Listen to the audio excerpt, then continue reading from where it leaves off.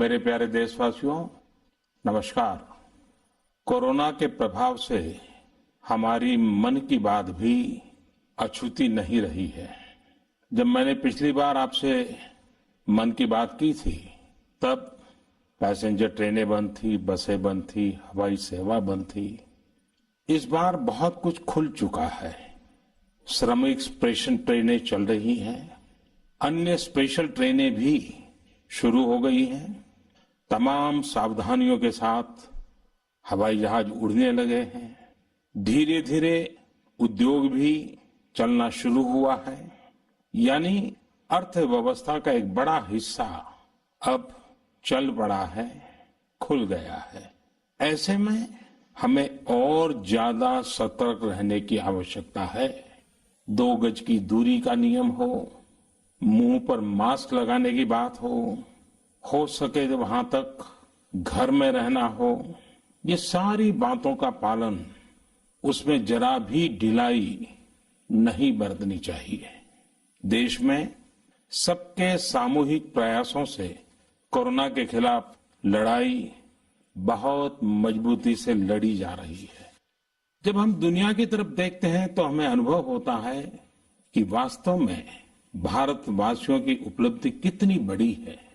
हमारी जनसंख्या ज्यादातर देशों से कई गुना ज्यादा है।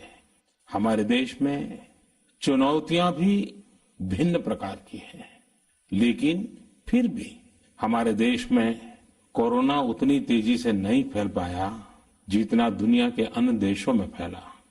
कोरोना से होने वाली मृत्यु दर भी हमारे देश में काफी कम है।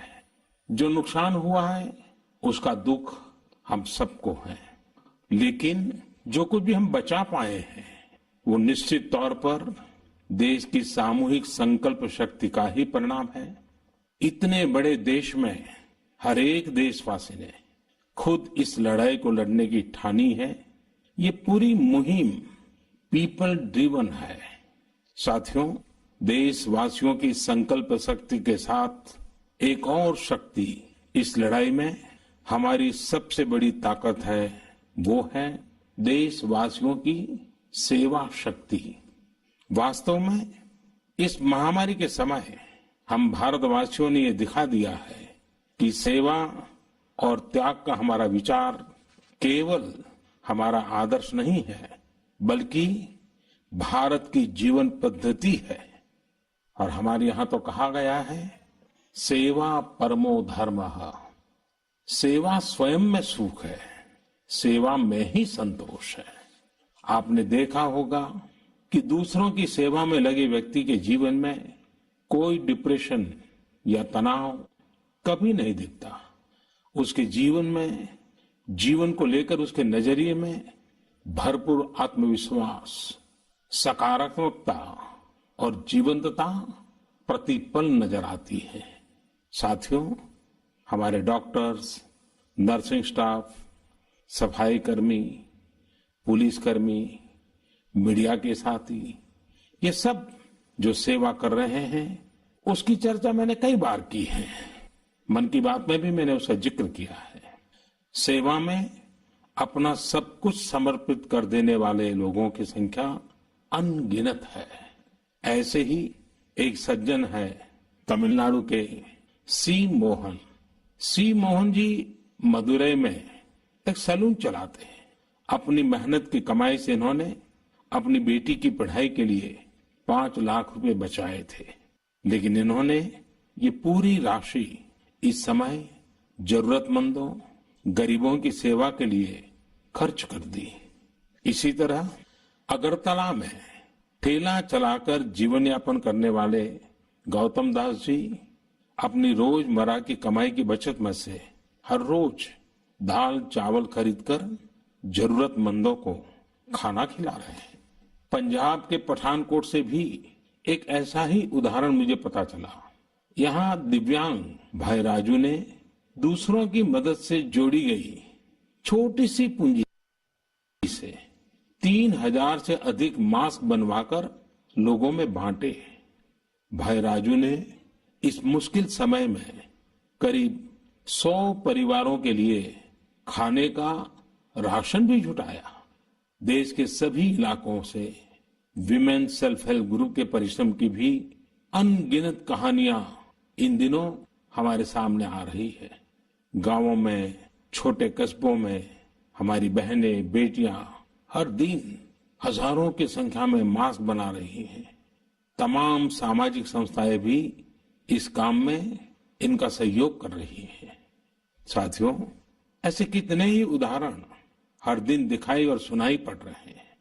कितने ही लोग खुद भी मुझे नमो ऐप और अन्य माध्यमों के जरिए अपने प्रयासों के बारे में बता रहे हैं। कई बार समय की कमी के चलते मैं बहुत से लोगों का, बहुत से संगठनों का, बहुत सी संस्थाओं का नाम नहीं ले पाता हूं। सेवा भाव से लोगों की मदद कर रहे ऐसे सभी लोगों की मैं प्रशंसा करता हूं, उनका आदर करता हूं, उनका तहे दिल से अभिनंदन करता हूं। मेरे प्यारे देशवासियों, एक और बात जो मेरे मन को छू गई है वो है संकट की इस घड़ी में इनोवेशन। तमाम देशवासी गांवों से लेकर शहरों तक, हमारे छोटे व्यापारियों से लेकर स्टार्टअप तक, हमारी लैब्स कोरोना के खिलाफ लड़ाई में नए नए तरीके इजाद कर रहे हैं, नए नए इनोवेशन कर रहे हैं। जैसे नासिक के राजेंद्र यादव का उदाहरण बहुत दिलचस्प है। राजेंद्र जी नासिक में सतना गांव के किसान हैं। अपने गांव को कोरोना संक्रमण से बचाने के लिए उन्होंने अपने ट्रैक्टर से जोड़कर एक सैनिटाइजेशन मशीन बना ली है और ये इनोवेटिव मशीन बहुत प्रभावी तरीके से काम कर रही है। इसी तरह मैं सोशल मीडिया में कई तस्वीरें देख रहा था। कई दुकानदारों ने 2 गज की दूरी के लिए दुकान में बड़े पाइपलाइन लगा लिए हैं, जिसमें एक छोर से वो ऊपर से सामान डालते हैं और दूसरी छोर से ग्राहक अपना सामान ले लेते हैं।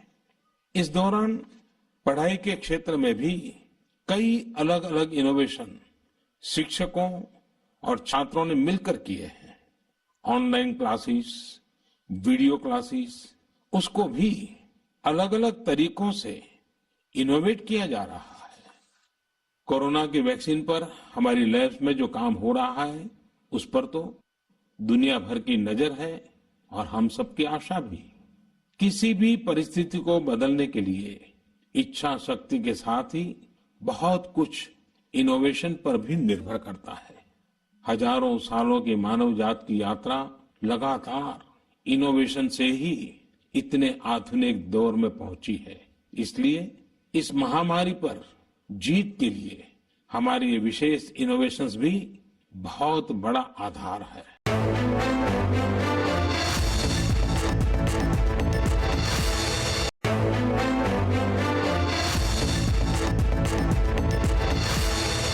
साथियों, कोरोना के खिलाफ लड़ाई का यह रास्ता लंबा है। एक ऐसी आपदा जिसका पूरी दुनिया के पास कोई इलाज ही नहीं है, जिसका कोई पहले का अनुभव भी नहीं है। तो ऐसे में नई नई चुनौतियां और उसके कारण परेशानियां हम अनुभव भी कर रहे हैं। ये दुनिया के हर कोरोना प्रभावित देश में हो रहा है और इसलिए भारत भी इससे अछूता नहीं है। हमारे देश में भी कोई वर्ग ऐसा नहीं है जो कठिनाई में ना हो, परेशानी में ना हो। और इस संकट की सबसे बड़ी चोट अगर किसी पर पड़ी है तो हमारे गरीब, मजदूर, श्रमिक वर्ग पर पड़ी है। उनकी तकलीफ, उनका दर्द, उनकी पीड़ा शब्दों में नहीं कही जा सकती। हम में से कौन ऐसा होगा जो उनकी और उनके परिवार की तकलीफों को अनुभव न कर रहा हो। हम सब मिलकर इस तकलीफ को, इस पीड़ा को बांटने का प्रयास कर रहे हैं। पूरा देश प्रयास कर रहा है। हमारे रेलवे के साथी दिन रात लगे हुए हैं। केंद्र हो, राज्य हो, स्थानीय स्वराज की संस्थाएं हो, हर कोई दिन रात मेहनत कर रहे हैं। जिस प्रकार रेलवे के कर्मचारी आज जुटे हुए हैं, वे भी एक प्रकार से अग्रिम पंक्ति में खड़े कोरोना वॉरियर्स ही है।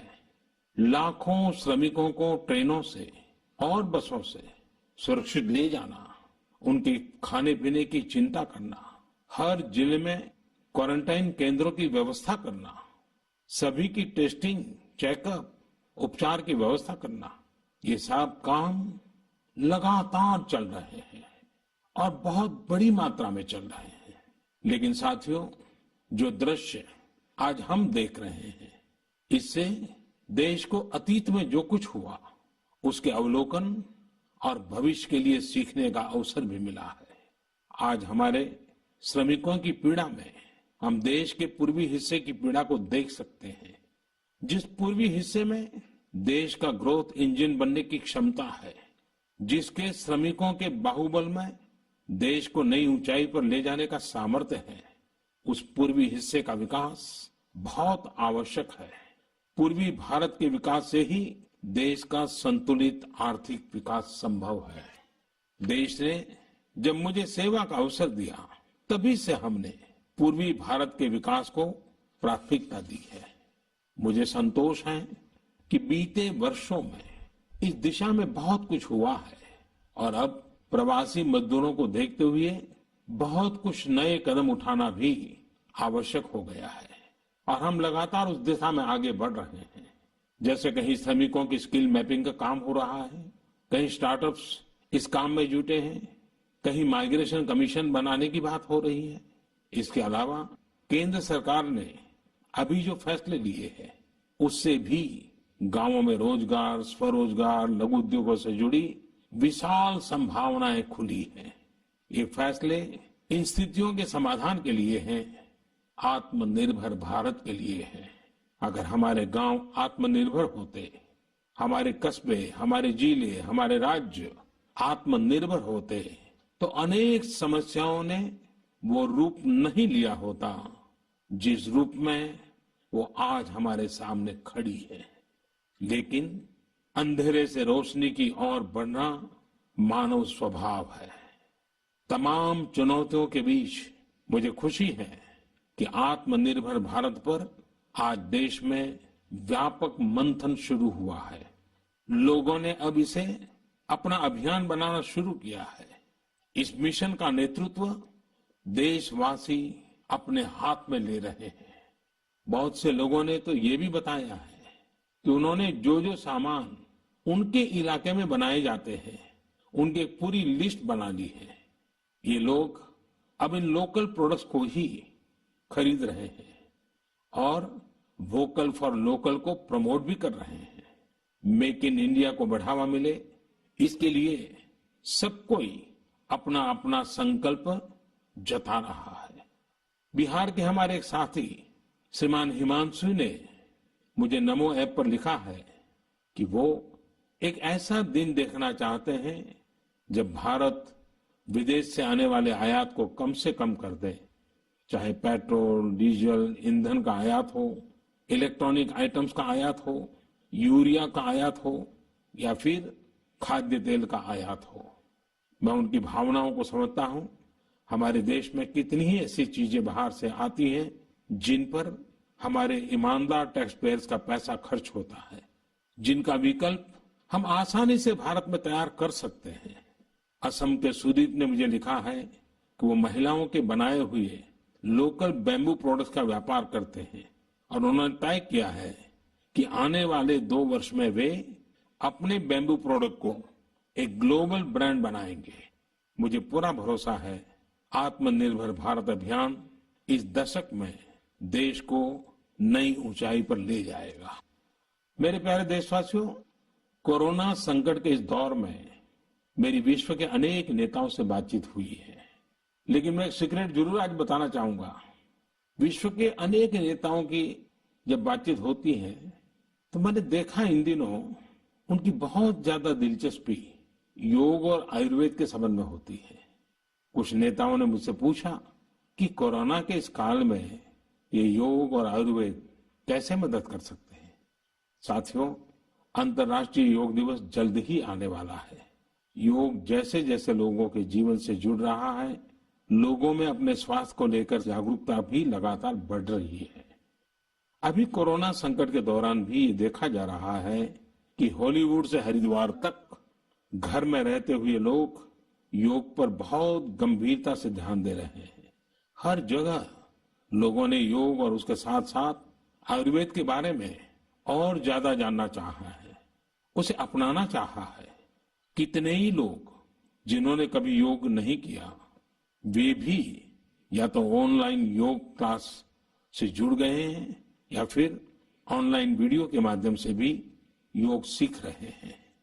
सही में योग कम्युनिटी, इम्यूनिटी और यूनिटी सबके लिए अच्छा है।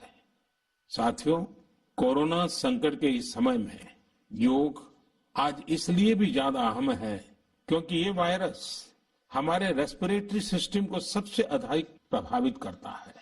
योग में तो रेस्पिरेटरी सिस्टम को मजबूत करने वाले कई तरह के प्राणायाम है, जिनका असर हम लंबे समय से देखते आ रहे हैं। ये टाइम टेस्टेड टेक्निक्स हैं, जिसका अपना अलग महत्व है। कपालभाति और अनुलोम विलोम प्राणायाम से अधिकतर लोग परिचित होंगे, लेकिन भस्त्रिका, शीतली, भ्रामरी जैसे कई प्राणायाम के प्रकार है, जिसके अनेक लाभ भी है। वैसे आपके जीवन में योग को बढ़ाने के लिए आयुष मंत्रालय ने भी इस बार एक अनोखा प्रयोग किया है। आयुष मंत्रालय ने माई लाइफ माई योग नाम से अंतर्राष्ट्रीय वीडियो ब्लॉग उसकी प्रतियोगिता शुरू की है। भारत ही नहीं, पूरी दुनिया के लोग इस प्रतियोगिता में हिस्सा ले सकते हैं। इसमें हिस्सा लेने के लिए आपको अपना 3 मिनट का एक वीडियो बना करके अपलोड करना होगा। इस वीडियो में आप जो योग या आसन करते हुए वो करते हुए दिखाना है और योग से आपके जीवन में जो बदलाव आया है उसके बारे में भी बताना है। मेरा आपसे अनुरोध है, आप सभी इस प्रतियोगिता में अवश्य भाग लें और इस नए तरीके से अंतर्राष्ट्रीय योग दिवस में आप हिस्सेदार बनिए।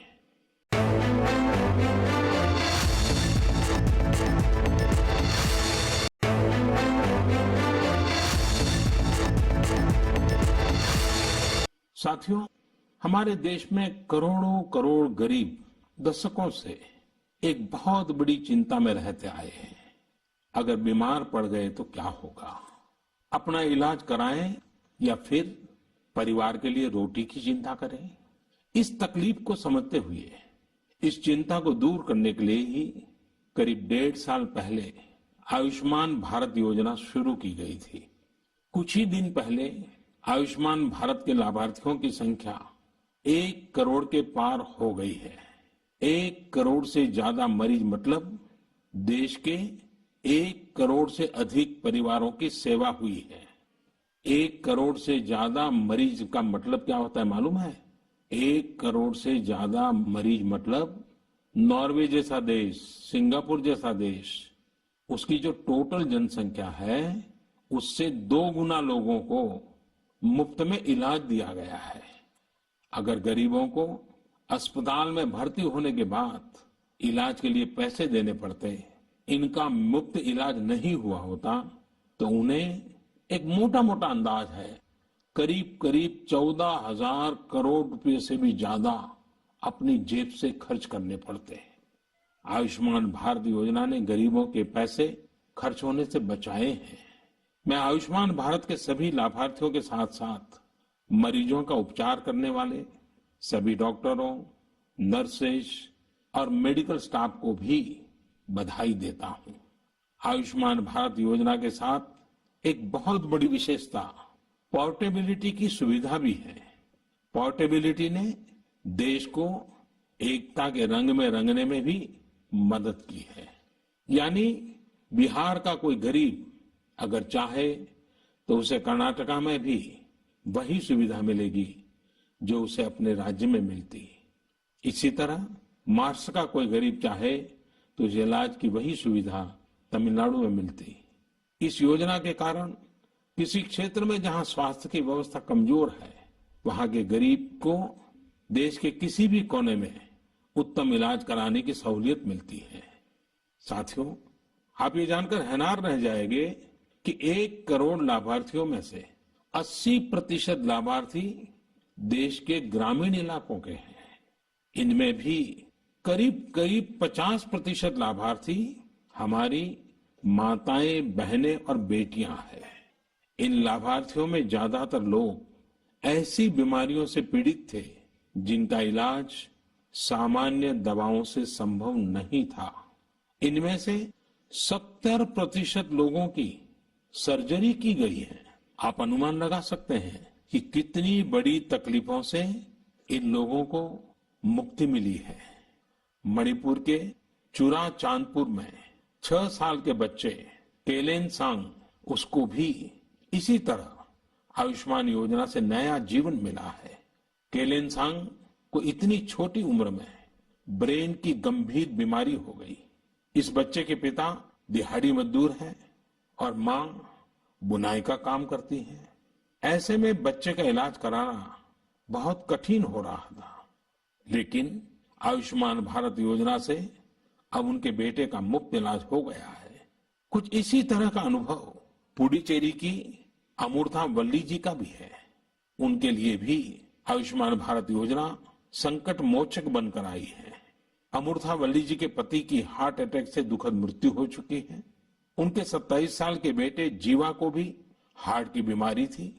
डॉक्टर्स ने जीवा के लिए सर्जरी की सलाह दी थी, लेकिन दिहाड़ी मजदूरी करने वाले जीवा के लिए अपने खर्च से इतना बड़ा ऑपरेशन करवाना संभव ही नहीं था। लेकिन अमूर्था वल्ली ने अपने बेटे का आयुष्मान भारत योजना में रजिस्ट्रेशन करवाया और 9 दिनों बाद बेटे जीवा के हार्ट की सर्जरी भी हो गई। साथियों, मैंने आपको सिर्फ 3-4 घटनाओं का जिक्र किया। आयुष्मान भारत से तो ऐसी 1 करोड़ से अधिक कहानियां जुड़ी हुई है। ये कहानियां जीते जागते इंसानों की हैं। दुख तकलीफ से मुक्त हुए हमारे अपने परिवारजनों की हैं। आपसे मेरा आग्रह है, कभी समय मिले तो ऐसे व्यक्ति से जरूर बात करिएगा जिसने आयुष्मान भारत योजना के तहत अपना इलाज कराया हो। आप देखेंगे कि जब एक गरीब बीमारी से बाहर आता है तो उसमें गरीबी से लड़ने की भी ताकत नजर आने लगी है। और मैं हमारे देश के ईमानदार टैक्स पेयर से कहना चाहता हूं, आयुष्मान भारत योजना के तहत जिन गरीबों का मुफ्त इलाज हुआ है, उनके जीवन में जो सुख आया है, संतोष मिला है, उस पुण्य के असली हकदार आप भी हैं।